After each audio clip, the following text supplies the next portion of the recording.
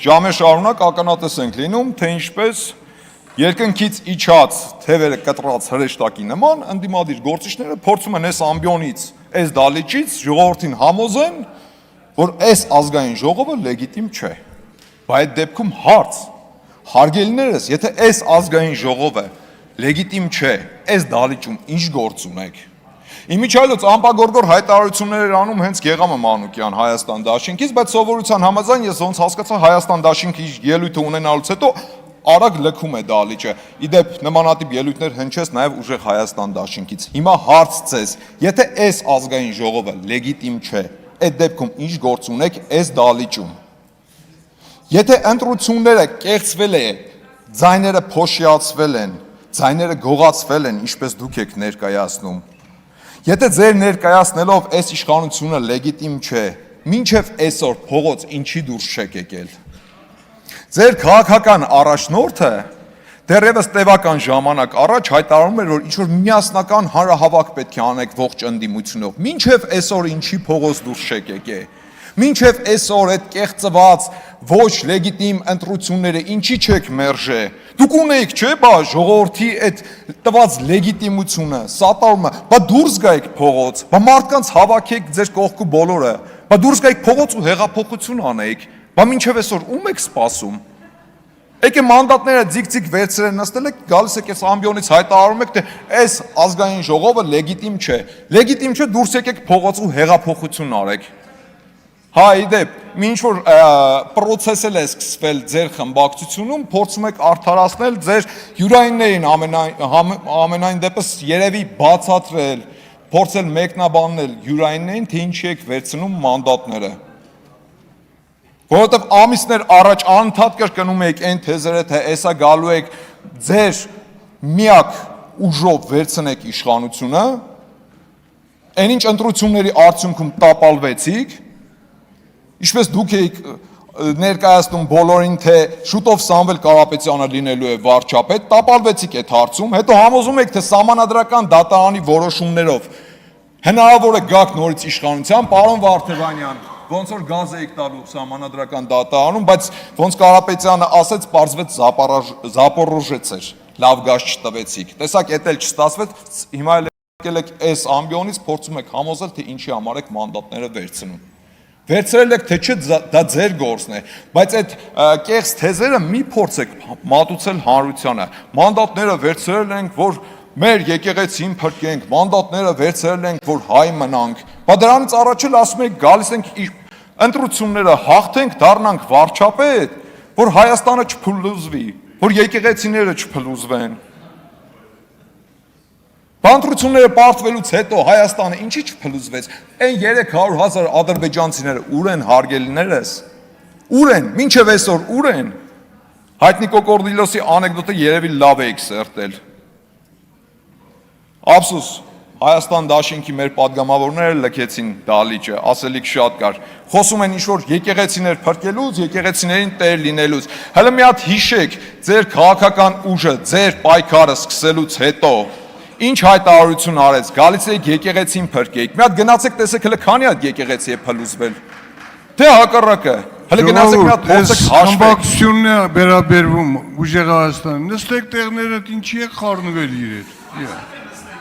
Չի կարելի ախր, դուք շատ ազատ եք, ձեզ համար շարժվում, լռեք։ Գալիս եք եկեղեցիներ փրկելու, հələ մի հատ գնացեք հաշվեք տեսեք քանի հատ եկեղեցի է հիմնանորոգվել։ Քանի հատ եկեղեցի է բարեկարգվել այս ընթացքում։ Հա, իմիջիայլոց, այսօր, այս նստատեղերից ինչ-որ գոռում եք, ուր է վեհափառը, որ վեհափառի մասին է խոսքը, ժողովուրդ ջան։ Որ վեհափառի մասին է խոսքը։ Դու չի նախ, դուքա, պարոն Կարապետյան, դուքա ձեզ համար։ Ով է ձեր վեհափառը, Կտրիշ Ներսիսյանը։ Մի րոպե։ Կտրիշ Ներսիսյանը։ Ժողովուրդ լռեք։ Կտրիշ Ներսիսյանին կգնաք ու կփնտրեք այնտեղ որտեղ ինքը կա։ Այն Կտրիշ Ներսիսյանին կուսակրոնության պատգամավորներ Կտրիշ Ներսիսյանին փնտրեք իրենց զավակների մոտ։ Մի րոպե ժողովուրդ Կտրիշ Ներսիսյանը կուսակրոնության ուխտը խախտած Կտրիշ Ներսիսյանը Համակերպեք դրա հետ, պարոն Ղազինյան։ Համակերպեք այդ մտքերը։ Հանգստացեք։ Որովհետև ինքը կուսակրոնության ուխտը խախտած կտրիչ Ներսիսյանն է։ Համակերպեք այդ մտքերը։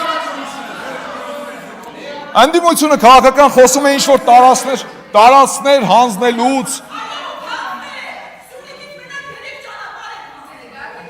2020 թվականից մինչ օրս հարգելի ընդդիմադիր գործիչներ, համբերություն ունեցեք ու մինչև վերջ լսեք։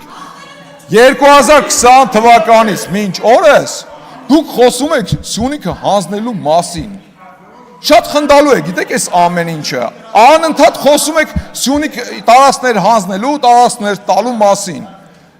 Ու ձեզ ասեմ, մեր ժողովուրդը այլևս չի էլ հավատում այդ թեզերին, այդ լոլոները էլ չի անցնում։ Հայաստան դաշինքի նայեք օրինակը վերցրեք։ 5 տարի շարունակ նույն լոլոները կարդացին, բոլորի գլխին։ Տեսակ ինչ օրը հայտնվեցին, դեռևս տարիներ առաջ էի ասում, որ Հայաստան դաշինքը իր պատմական մաքսիմումը ունի այսօր, բայց շարունակում է վատնել այդ պատմական մաքսիմումը։ Ու արդյունքում տեսակ ինչ եղավ։ Ընդհանրապես մնացել են 5-6 հոգի, ովքեր գալիս են այս ամբիոնից ելույթ են ունենում ու շատ արագ լքում են դալիճը։ Ասեմ ձեզ, նույնն էլ ձեզ է սպասվում։ Պարոն Կարապետյան, հուսով եմ առաջիկան անպայման կանադառնաք այն հարցին, թե ուր են 300,000 ադրբեջանցիները։ Կանադառնաք այն հարցին, թե Թույլ տվեք շարունակեմ։ Կանադառնաք այն հարցին, իմիջիայլոց ձեր խմբակցության падգամավորներից մեկը այս ամբիոնից ելույթ էր ունենում։ Ասում էր, եկեք հլը մի հատ հասկանանք, ով կարող է առաջադրվել որպես ազգային ժողովի նախագահի թեկնածու։ Բա Հայաստանի Հանրապետության վարչապետի թեկնածու ով կարող է առաջադրվել։ Հաստատ մի քանի օտար երկրի անձնագիրը գրպանում դրած մարդը չի կարող առաջադրվել։ Իմիջիայլոց այդ անձնագրերից ի՞նչ կա։ Պարոն Կարապետյանը, մինչև օրս այդ անձնագրերից որից մեկից հրաժարվեց, թե չէ, թե հերթական լոլոն էր, խաբեց ժողովրդին, անցավ առաջ։ Հուսով եմ առաջիկայում կանադառնաք այս հարցին, որովհետև մի քանի անգամ նկատել եմ լրագրողները այդ հարցը իրեն տվել են, լոլո կարդալով անցել է առաջ, մինչև վերջել չպատասխանելով այդ հարցին, ու փաստացի մինչև այսօր շարունակում է մի քանի անձնագիր ունենալ, ընդ որում օտարի երկրյա։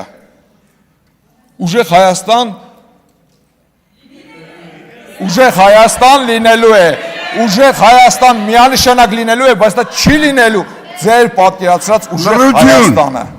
Մոռացեք, չի լինելու նման բան։ Իսկ թե ինչ է սպասում ձեր դաշինքին, շատ վառ օրինակ է Հայաստան դաշինքը։ Հայ Միչայլոս, պարոն Վարդևանյան, նորից եմ կրկնում, եթե գտնում է ձեր խմբակցությունը, որ այս ազգային ժողովը լեգիտիմ չէ, րոպե առաջ դուրս եկեք փողոց ու սկսեք փողոցային պայքար, հեղափոխություն արեք։ Իմիջիայլոս, պարոն Վարդևանյան, շատ լավ հիշում եմ տարիներ առաջ փողոցում Զարթնիր լավով եք գոռում։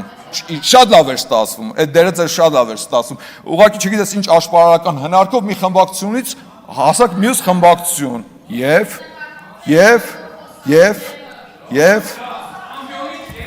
հարցը գիտեք ինչումն է, այն որ քաղաքական խոսույթը ձեր քիմքին հարիշ չէ։ Ժողովուրդ չի կարելի լռեք։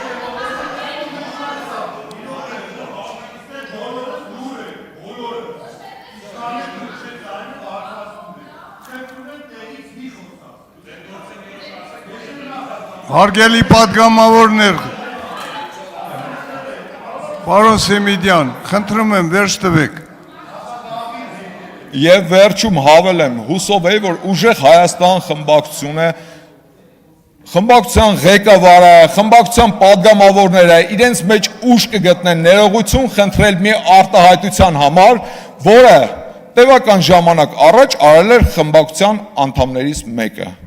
որ ցանկանում է հայ սակրավորների մահը։ Բայց մինչև այսօր ոչ մեկից ոչ մի բառ չեմ լսել։ Ժողովուրդ, դուք լուրջ կիսում եք այդ մոտեցումը։ Լուրջ։ Դուք կիսում եք այս մարդու մոտեցումը, որ ցանկանում է հայ սակրավորների մահը, թե ձեր մեջ այդքան ուժ չեք գտնում, որ դրա համար ներողություն խնդրեք։ Իմիջիայլոց ձեր պատգամավորի տեխնացուներից մեկն էլ հայտարարում էր, թե Իրանցը անկլավ է, դրա համար էլ ներողություն ոչ մեկի կողմից չհնչեց։ Չեմ ուզում հավատամ, որ դուք էլ եք կիսում այդ տեսակետը, որ Իրանցը անկլավ է։ Ու այո, ուժեղ Հայաստան լինելու է, բայց դա ձեր պատկերացրած ուժեղ Հայաստանը չի լինելու։ Շնորհակալություն։ Շնորհակալություն։